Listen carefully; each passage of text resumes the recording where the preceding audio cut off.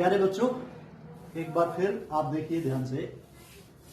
ये है जो मैंने पिछले टर्म पे पढ़ाया था, उससे आगे का पोर्शन, विलियनों के अनुसंख्यक गुणधर्म अर्थात कॉलिगेटिव प्रॉपर्टीज ऑफ सॉल्यूशंस।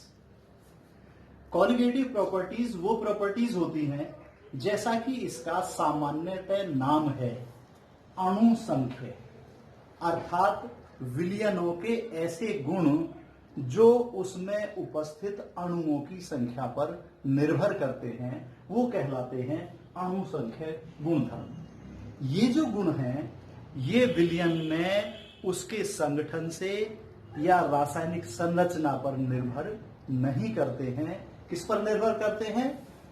विलियन में उपस्थित अणुओं की संख्या के आधार पर निर्भर करते हैं कि कितने अणुओं की संख्या उसमें उपस्थित है।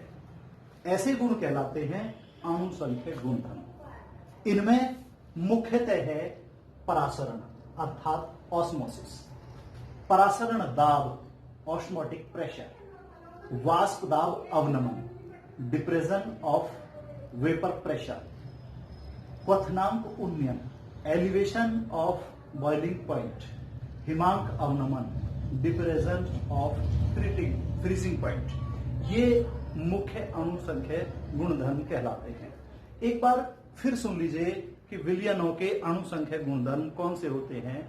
विलियनों के ऐसे गुण जो उसके निश्चित आयतन में उपस्थित उनके अवयवी कणों की संख्या पर, अणुओं पर या आयनों पर निर्भर करते हैं, वो कहलाते हैं अणुसंख्य गुणधर्म। अणुसंख्य गुणधर्मों में मुख्य रूप से परासरण यानी ऑस्मोसिस, परासरण दाब यानी ऑस्मोटिक प्रेशर, वेपर प्रेशर अर्थात वाष्प दाब अवनमन, डिप्रेशन ऑफ वेपर प्रेशर वाष्प दाब अवनमन, क्वथनांक उन्नयन एलिवेशन ऑफ बॉइलिंग पॉइंट, हिमांक अवनमन अर्थात डिप्रेशन ऑफ फ्रीजिंग पॉइंट, ये है मुख्यतः। तो इनमें आप एक एक करके पढ़ेंगे। सबसे पहले मैं आपको बताता हूं परासरण के बारे में। और परासरण में एक शब्द आता है अर्धपारगम्य झिल्ली, इसलिए उसको बताना अत्यंत जरूरी है।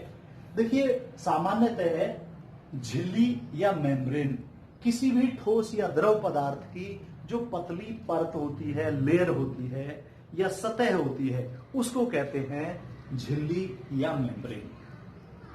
अब इन मेम्ब्रेन या झिल्ली में कुछ झिल्लियां अलग अलग तरह की होती हैं। सामान्यतः झिल्ली 3 प्रकार की होती हैं। नंबर एक है पारगम्य झिल्ली या परमिएबल मेम्ब्रेन। दूसरी है अपारगम्य झिल्ली अर्थात नॉन परमिएबल मेम्ब्रेन। और तीसरी है अर्धपारगम्य झिल्ली अर्थात सेमी परमिएबल मेम्ब्रेन। जैसा कि मैंने आपको अभी बताया कि झिल्ली किसको कहते हैं? किसी भी ठोस या द्रव पदार्थ की पतली परत, लेयर या सतह को झिल्ली या मेम्ब्रेन कहते हैं। अब इनमें सबसे पहले है पारगम्य झिल्ली। ऐसी झिल्ली जो विलियन के किसी भी कंपोनेंट को अपने आर पार ना जाने देती हो,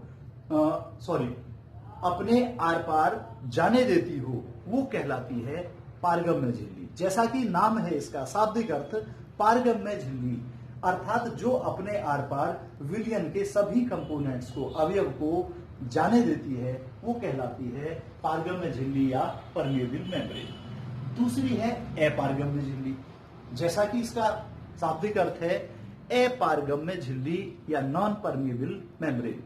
ऐसी झिल्ली जो अपने आर पार किसी भी विलियन के कंपोनेंट को न जाने देती हो, प्रवाहित न होने देती हो, वो कहलाती है अपारगम्य झिल्ली या नॉन परमिएबल मेम्ब्रेन। अब इन दोनों के बीच में एक ऐसी झिल्ली होती है जिसको कहते हैं semi permeable membrane. Semi permeable membrane कौन सी होती है? कि जो विलियन के किसी खास कंपोनेंट को, और वो कंपोनेंट है सॉल्वेंट अर्थात विलायक, ऐसी झिल्ली जो केवल विलायक अणुओं को अपने आर पार आने जाने देती है, वह कहलाती है अर्धपारगम्य झिल्ली या सेमी परमेबल मेम्ब्रेन। अब देखिए, जो जंतु और वनस्पति कोशिकाएं होती हैं उनमें प्रत्येक के चारों ओर ये अर्धपारगम्य झिल्ली लगी हुई होती हैं। जितनी भी जंतु और वनस्पति कोशिकाएं हैं उन सब के ऊपर सेमी परमेबल मेम्ब्रेन लगी होती है। इसके अतिरिक्त जैसे कॉपर फेरोसाइनाइड है, कॉपर फेरोसाइनाइड की सेमी परमेबल मेम्ब्रेन बहुत अच्छी मानी जाती है। ऐसे इसके कुछ उदाहरण हैं झिल्लियों के सेमी परमेबल मेम्ब्रेन के। अब देखिए, आप देखेंगे अर्धपारगम्य झिल्ली बनाना या preparation of semi permeable membrane. इसकी सामान्यतः दो विधियां हैं। एक है सिंपल मेथड अर्थात साधारण विधि। साधारण विधि में क्या होता है कि एक पोरस पॉट लेते हैं, आप देख रहे हैं ये चीनी मिट्टी का बना हुआ एक पात्र होता है जिसमें सूक्ष्म छिद्र होते हैं।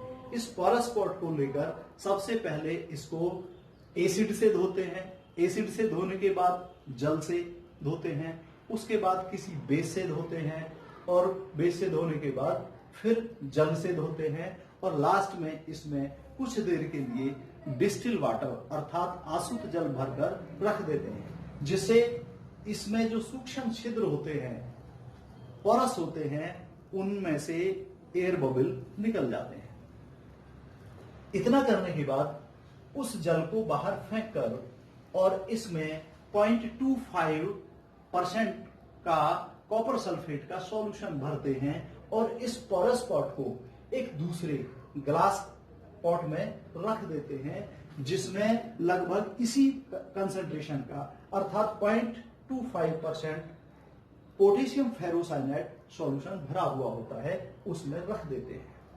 अब होता क्या है कि पोटेशियम परमैंगनेट का जो बीच वाले पात्र में कॉपर सल्फेट सॉल्यूशन है, कॉपर सल्फेट सॉल्यूशन में कॉपर आयन इस भीतर के भाग से बाहरी भाग की तरफ माइग्रेशन करते हैं और बाहर का जो पॉट है जिसमें पोटेशियम फेरोसाइनाइड विलयन भरा होता है, इसमें फेरोसाइनाइड आयन ये बाहर से अंदर की तरफ माइग्रेशन करते हैं। आप जानते हैं कॉपर आयन जिसके ऊपर पॉजिटिव चार्ज होता है और फेरोसाइनाइड आयन जिसके ऊपर नेगेटिव चार्ज होता है, ये एक दूसरे को अट्रैक्ट करते हैं और कॉपर आयन बाहर की तरफ और फेरोसाइनाइड आयन अंदर की तरफ माइग्रेशन करते हैं और इस पोरस पॉट की सूक्ष्म छिद्रों में ये जब आपस में मिलते हैं तो न्यूट्रलाइज होकर, तो जैसा मैंने अभी आपको बताया कि कॉपर आयन अंदर के पात्र से बाहर की तरफ और फेरोसाइनाइड आयन बाहर के पात्र से अंदर की तरफ माइग्रेशन करते हैं और ये इस पोरस पॉट की सूक्ष्म दीवारों में कॉपर फेरोसाइनाइड के रूप में जमकर कॉपर फेरोसाइनाइड की सेमी परमेबल मेम्ब्रेन का निर्माण करते हैं। परंतु ध्यान रखें, इस विधि के द्वारा जो कॉपर फेरोसाइनाइड की सेमी परमेबल मेम्ब्रेन बनती है वो एक समान रूप से या एक समान मोटाई की नहीं होती है। उसकी परत कहीं पर मोटी और कहीं पर बारीक हो जाती है, इसलिए वो एक कमजोर semi permeable membrane copper ferrocyanide की होती है।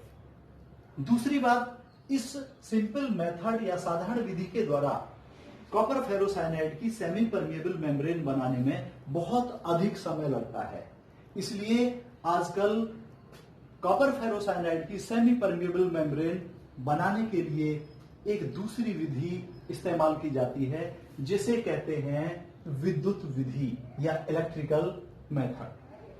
इस विधि में बहुत अधिक समानता सिंपल मेथड के समान ही है। इसमें बिल्कुल पहले जैसी विधि के समान एक पोरस पॉट लेते हैं, उसको पहले की तरह साफ कर लेते हैं, पहले एसिड से, फिर वाटर से, फिर बेस से, फिर वाटर से और डिस्टिल वाटर भरकर उसको रख देते हैं जिससे उसमें उपस्थित एयर बबल दूर हो जाते हैं। उस आसुत जल या डिस्टिल वाटर को फेंक कर उसके बाद उसमें लगभग 0.25% का कॉपर सल्फेट सॉल्यूशन लेते हैं और इस कॉपर सल्फेट सॉल्यूशन में कॉपर धातु का एक एनोड रखते हैं, एक कॉपर धातु की एक छड़ रखते हैं जो एनोड का कार्य करती है, और इस पात्र को दूसरे एक कांच के पात्र में रख देते हैं जिसमें पहले की तरह 0.25% पोटेशियम फेरोसाइनाइड सॉल्यूशन भरा हुआ होता है। ध्यान रखें, इस पोटेशियम फेरोसाइनाइड सॉल्यूशन में प्लेटिनम धातु का एक इलेक्ट्रोड लगा देते हैं जो इस पोरस स्पॉट को घेरे हुए होता है। ये इलेक्ट्रोड कैथोड का कार्य करता है। जब कॉपर एनोड और प्लेटिनम कैथोड के मध्य में वैद्युत धारा प्रवाहित की जाती है, ध्यान रहे, जब कॉपर धातु के बने एनोड और प्लेटिनम के कैथोड के मध्य वैद्युत धारा प्रवाहित की जाती है तो कॉपर आयन बाहर की तरफ और बाहर के पात्र में बने फेरोसाइनाइड आयन अंदर की तरफ तेजी से माइग्रेशन करते हैं और वे आपस में इस पोरस स्पॉट की सूक्ष्म दीवारों में जमा हो जाते हैं। कॉपर आयन और फेरोसाइनाइड आयन न्यूट्रलाइज होकर कॉपर फेरोसाइनाइड की परत के रूप में जम जाते हैं और इस प्रकार यहां कॉपर फेरोसाइनाइड की जो सेमी परमिएबल मेम्ब्रेन है वो बन जाती है। इस विधि के द्वारा कॉपर फेरोसाइनाइड की सेमी परमिएबल मेम्ब्रेन बनाने में बहुत कम समय लगता है। और नंबर 2, कॉपर फेरोसाइनाइड की जो सेमी परमिएबल मेम्ब्रेन है वो एक समान मोटाई की तथा मजबूत बनती है।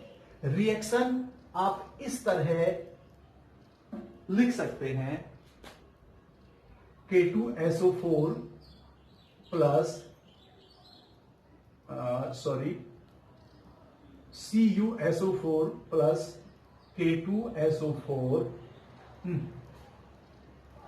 K4 FeCN का होल 6, ये है पोटेशियम फेरोसाइनाइड। ये आपस में मिलकर Cu2 FeCN का होल 6 प्लस K2SO4, इस तरीके से इसको बैलेंस कर लीजिए। यहां पर देखिए एक्चुअली होता क्या है, कॉपर सल्फेट सॉल्यूशन में कॉपर आयन और सल्फेट आयन मौजूद होते हैं। ये potassium ion plus ferrocyanide ion मौजूद होते हैं। अब ध्यान करें आप कि ये जो कैथोड चैम्बर है, एनोड चैम्बर है, इसमें कॉपर आयन, बाहर वाले पात्र में जो फेरोसाइनाइड आयन बनते हैं, अर्थात इस तरीके से आप पहचान लेंगे कॉपर आयन और फेरोसाइनाइड आयन, ये एक दूसरे को आकर्षित करते हैं और बना लेते हैं इस तरीके से Cu2 FeCN का होल 6 प्लस K2SO4। ये है semi permeable membrane of copper ferrocyanide. तो इस प्रकार से आप समझ गए हैं कि कॉपर फेरोसाइनाइड की सेमी परमिएबल मेम्ब्रेन किस प्रकार बनाई जाती है। अब मैं आपको आगे बताता हूं परासरण के बारे में। देखिए परासरण क्या चीज है। अब यहां पर आप समझिए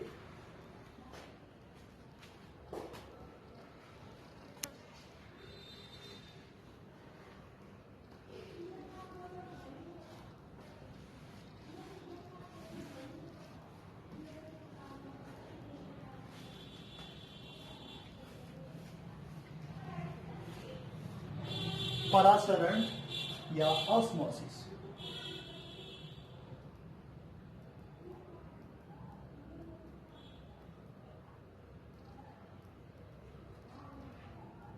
ऑस्मोसिस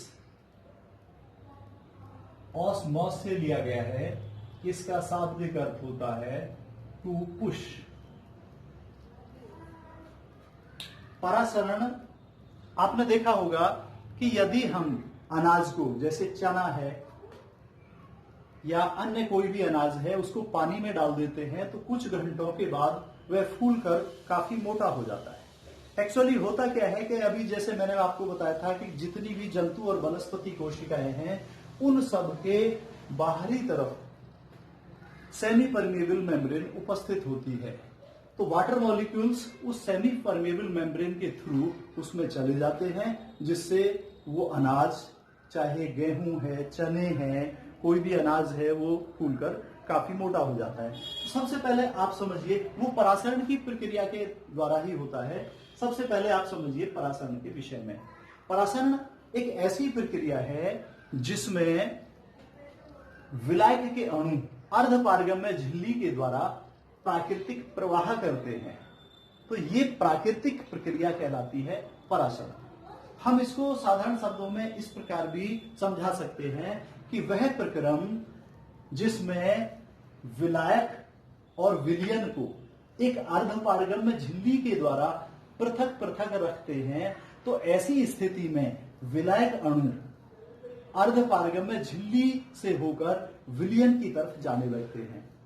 तो ये जो विलायक अणुओं का प्राकृतिक प्रवाह है, नेचुरल फ्लो है, ये ही कहलाता है परासरण।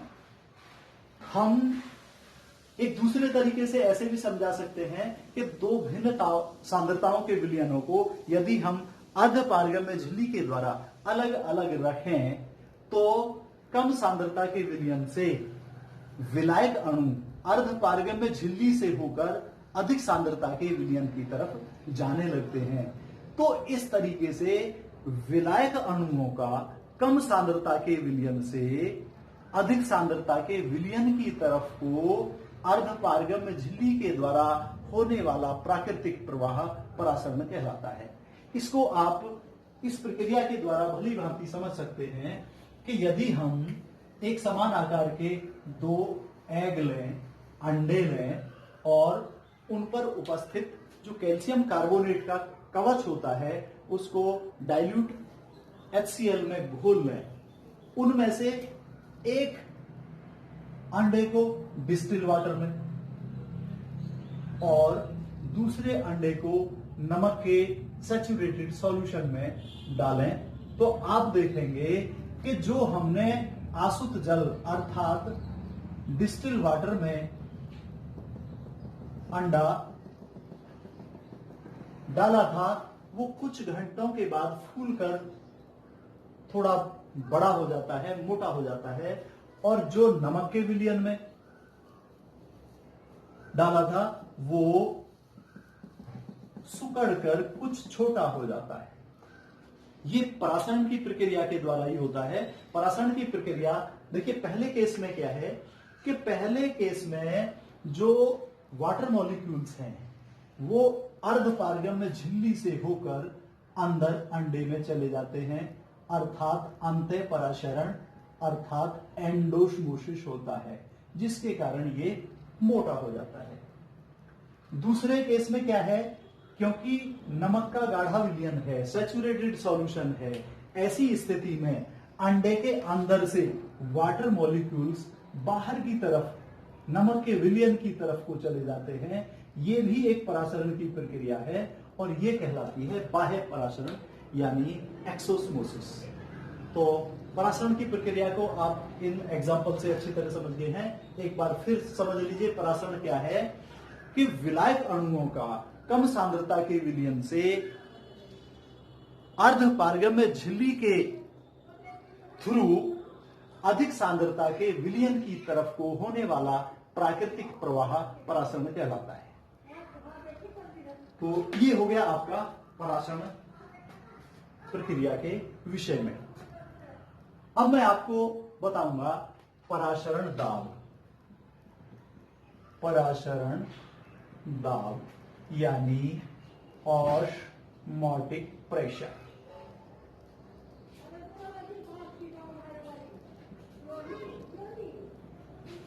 प्यारे बच्चों, जैसा कि आप जानते हैं कि देखिए, यदि हम एक पोरस पॉट लें जिसमें इलेक्ट्रिकल मेथड द्वारा कॉपर फेरोसाइनाइड की अर्ध पारगम्य झिल्ली बनाई गई है, उस पोरस पॉट में हम लगभग 1% चीनी का विलयन भर लें।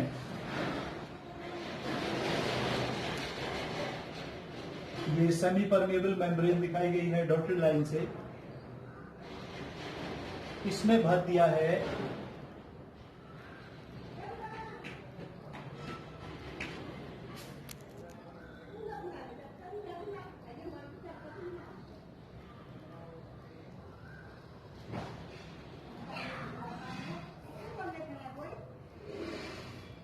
इसमें लगभग 1% चीनी का विलयन भर दिया गया है और इसमें एक कैपिलरी ट्यूब लगा दी गई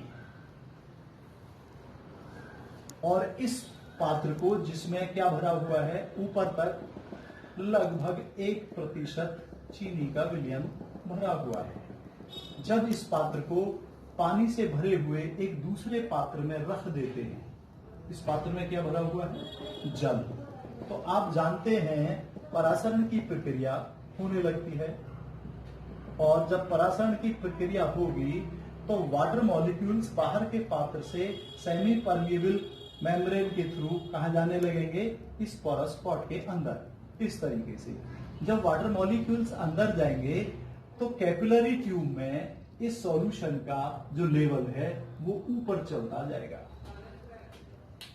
क्योंकि ये एक बहुत धीमी प्रक्रिया है, काफी समय के बाद हम देखते हैं कि जो लेवल है इस कैपिलरी ट्यूब में, विलयन का जो तल है वो काफी ऊंचाई तक पहुंच जाता है और ये जो तल पर लगने वाला दाब है ये कहलाता है हाइड्रोस्टैटिक प्रेशर या तरल स्थैतिक दाब। अब इसके अनुसार हम पहले कैसे पराशर दाब को डिफाइन करेंगे ये समझिए कि यदि हम एक विलयन को अर्ध पारगम्य झिल्ली के द्वारा विलायक से अलग रखें तो ऐसी स्थिति में उस विलयन का जितना तरल स्थैतिक दाब या हाइड्रोस्टैटिक प्रेशर होता है वह उस विलयन के परासरण दाब के बराबर होता है। एक बार फिर समझ लीजिए, इस अनुसार परासरण दाब आप किस तरीके से डिफाइन करेंगे कि जब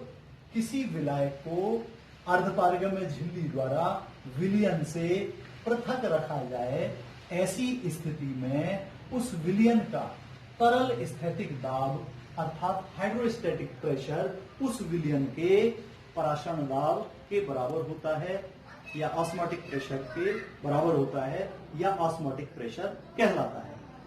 एक दूसरी डेफिनेशन और समझिए आप दूसरे तरीके से कि अगर हम एक पात्र लें, इस तरीके से एक पात्र लें और इस पात्र में बीच में हम एक सेमी परमेबल मेम्ब्रेन लगाएं, मान लो कॉपर फेरोसाइनाइड की सेमी परमेबल मेम्ब्रेन है, ऐसी स्थिति में एक तरफ हम शुद्ध विलायक और दूसरी तरफ विलयन लें या एक तरफ विलायक के स्थान पर दोनों तरफ हम विलयन लें और एक तरफ कम सांद्रता का विलयन और एक तरफ अधिक सांद्रता का विलयन लें।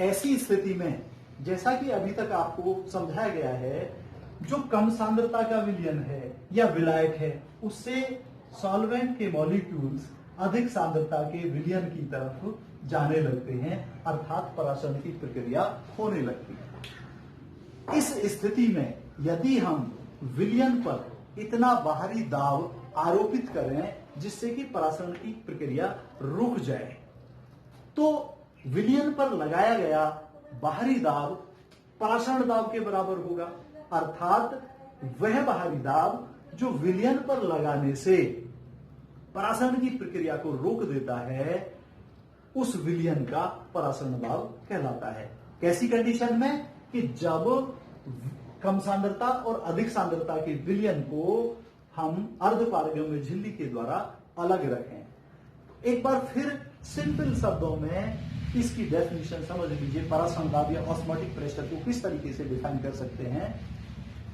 कि देखिए, जब अर्धपारगम्य झिल्ली के द्वारा हम कम सांद्रता और अधिक सांद्रता के विलयन को पृथक पृथक रखते हैं, ऐसी स्थिति में अधिक सांद्र विलयन पर लगाया गया वह बाहरी दाब जो परासरण की प्रक्रिया को रोक देता है, परासरण दाब कहलाता है। तो इस तरीके से आप परासरण दाब को अच्छी तरीके से समझ गए होंगे। दोनों तरीके से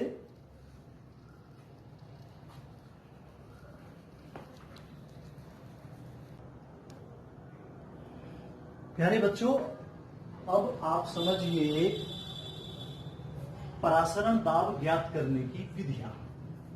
किसी भी विलयन का परासरण दाब ज्ञात करने की कई विधियां हैं, जिनमें बर्कले हार्टले विधि, बर्कले हार्टले प्रोसेस या मेथड, फेफर की विधि, नेक्स्ट नंबर मॉरस व फ्रेजर विधि, और नंबर 4 है जीव द्रव्य संकुचन विधि या प्लाज्मोलाइसिस मेथड। ये मुख्य विधियां हैं, परंतु इनमें सबसे जो इंपॉर्टेंट मेथड है वो है बर्कले हार्टले प्रोसेस या बर्कले हार्टले मेथड। क्यों है ये जो बर्कले हार्टले मेथड है? इसके अलावा जो अन्य विधियां हैं, इन विधियों में मुख्यतः जो डिमेरिट्स हैं वो है कि अन्य विधियों के द्वारा परासरण दाब ज्ञात करने में समय बहुत अधिक लगता है। नंबर 1, टाइम बहुत अधिक लगता है। दूसरा है कि अन्य विधियों से किसी विलयन का परासरण दाब ज्ञात करने में सेमी परमिएबल मेम्ब्रेन के टूटने का डर रहता है। अक्सर सेमी परमिएबल मेम्ब्रेन टूट जाती हैं। और तीसरा है कि एक विलयन का परासरण दाब कई बार ज्ञात नहीं किया जाता है, क्योंकि विलयन में परासरण की प्रक्रिया होने से उसका कंसेंट्रेशन चेंज होता है। तो इन तीनों डीमेरिट्स को इसमें दूर कर दिया गया है बर्कले हार्टले मेथड के द्वारा। अब मैं आपको ये पढ़ाऊंगा बर्कले हार्टले प्रोसेस के द्वारा किसी विलयन का परासरण दाब ज्ञात करना। देखिए, सबसे पहले परासरण दाब ज्ञात करने की बर्कले हार्टले मेथड सबसे इंपॉर्टेंट है। इसमें तीनों जो डिमेरिट्स हैं अन्य विधियों की, उनको दूर कर दिया गया है। इस विधि के द्वारा किसी भी विलयन का परासरण दाब ज्ञात करने में बहुत कम समय लगता है। दूसरा, इसमें विलयन के दोनों तरफ, बल्कि ये कहें कि जो सेमी परमिएबल मेम्ब्रेन है उसके दोनों तरफ बराबर बराबर दाब रहता है, इसलिए सेमी परमिएबल मेम्ब्रेन के टूटने का बिल्कुल डर नहीं होता। और तीसरी सबसे अच्छी जो बात है इस विधि की कि इस विधि के द्वारा जब हम किसी विलयन का परासरण दाब ज्ञात करते हैं तो उसकी कंसेंट्रेशन चेंज नहीं होती है, इसलिए उस विलयन का परासरण दाब इस विधि के द्वारा कई बार में ज्ञात किया जा सकता है या कई बार ज्ञात किया जा सकता है। अर्थात इससे विलयन की जो कंसेंट्रेशन है वो चेंज नहीं होती है। सबसे पहले आप जानिए बर्कले हार्टले मेथड के बारे में। इस विधि को बर्कले और हार्टले नामक दो वैज्ञानिकों ने सन 1909 में इस्तेमाल किया था, या दूसरे शब्दों में हम कह रहे हैं कि इसकी जो खोज है वो 1909 में की गई थी। इस विधि में क्या होता है कि इलेक्ट्रिकल मेथड के द्वारा एक पोरस स्पॉट में कॉपर फेरोसाइनाइड की सेमी परमिएबल मेम्ब्रेन लगी होती है। आप देख रहे हैं ये एक पोरस स्पॉट है जो गोल है, दोनों सिरे पर खुला हुआ। इसमें ये डॉटेड लाइन से दिखाई गई है semi permeable membrane of copper ferrocyanide, अर्थात कॉपर फेरोसाइनाइड की सेमी परमिएबल मेम्ब्रेन लगी हुई होती है इस पोरस स्पॉट में। इस पोरस स्पॉट को घेरे हुए मेटल का एक बक्सा होता है जिसके एक सिरे पर ये फिशल कीप लगी हुई होती है और दूसरे सिरे पर एक केशिका नली अर्थात कैपिलरी ट्यूब लगी हुई होती है। इस मेटल के बक्से में ऊपरी तरफ एक वाटरप्रूफ पिस्टन लगा हुआ होता है और साइड में एक दाबमापी लगा हुआ होता है। अब जिस विलयन का परासरण दाब ज्ञात करना होता है उस विलयन को हम इस बाहर के बक्से में भर लेते हैं। ये आप देख रहे हैं, ये सॉल्यूशन है जिसका हमने परासरण दाब ज्ञात करना है, वो भरा हुआ है इस बक्से में। और ये भरने के बाद हम इस थिसिल कीप के द्वारा डिस्टिल वाटर इस बीच के जो पोरस स्पॉट है जिसमें सेमी परमेबल मेम्ब्रेन लगी हुई होती है, इसमें डिस्टिल वाटर भर देते हैं और डिस्टिल वाटर भरकर उसकी जो ऊंचाई है इस कैपिलरी ट्यूब में नोट कर लेते हैं। आप जानते हैं जैसे ही इसमें डिस्टिल वाटर भरता है पूरा, तो डिस्टिल वाटर की जो हाइट है वो हम मान लीजिए टी पॉइंट पर है, तो यहां पर नोट कर लेते हैं टी पॉइंट पर और इस टॉपिक को बंद कर देते हैं। ऐसा करने पर जैसे ही डिस्टिल वाटर इसके अंदर आता है तो आप जानते हैं परासरण की प्रक्रिया शुरू हो जाती है, अर्थात वाटर मॉलिक्यूल्स इस बीच के भाग से बाहर के भाग की तरफ जाने लगते हैं।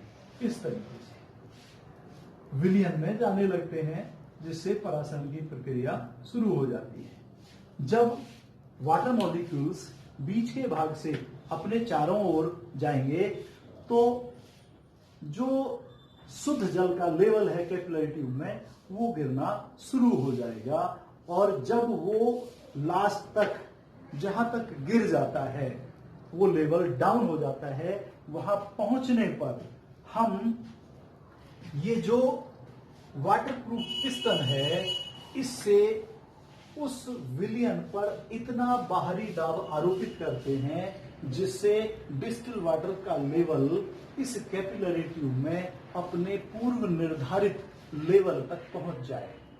ये जितना भी हमने बाहरी दाब आरोपित किया है वाटरप्रूफ पिस्टन के द्वारा, वो ही इस विलयन का परासरण दाब कहलाता है और ज्ञात हो जाता है वो इस दाबमापी के द्वारा। इस तरीके से आप देख रहे हैं कि डिस्टिल वाटर का जो लेवल था अपने पूर्व निर्धारित स्थान पर पहुंचाने के लिए इस विलयन पर वाटरप्रूफ पिस्टन के द्वारा जितना बाहरी दाब आरोपित किया जाता है वो ही किसके बराबर होता है, उस विलयन के परासरण दाब के बराबर होता है। और जितना बाहरी दाब आरोपित किया गया है उसको इस दाबमापी के द्वारा ज्ञात कर लेते हैं। इसलिए आरोपित किया गया जो दाब है विलयन पर वो ही इस विलयन के परासरण दाब के बराबर होता है। और इस विधि के द्वारा जो तीनों डीमेरिट्स हैं उनको दूर कर दिया गया है। सबसे पहले बहुत कम समय लगता है, दूसरा जो सेमी परमेबल मेम्ब्रेन है उसके टूटने का डर नहीं रहता। क्यों नहीं रहता? क्योंकि इसमें सेमी परमेबल मेम्ब्रेन के चारों तरफ एक समान दाब होता है जिससे सेमी परमेबल मेम्ब्रेन के टूटने का डर नहीं होता। और तीसरी बात है कि इसमें जो विलयन की कंसेंट्रेशन है वो चेंज नहीं होती है जिससे उस एक ही विलयन का परासरण दाब हम कई बार ज्ञात कर सकते हैं। तो ये किसी भी विलयन का परासरण दाब ज्ञात करने की सर्वोत्तम मेथड मानी जाती है और इसका नाम है बर्कले हार्टले प्रोसेस या बर्कले हार्टले मेथड।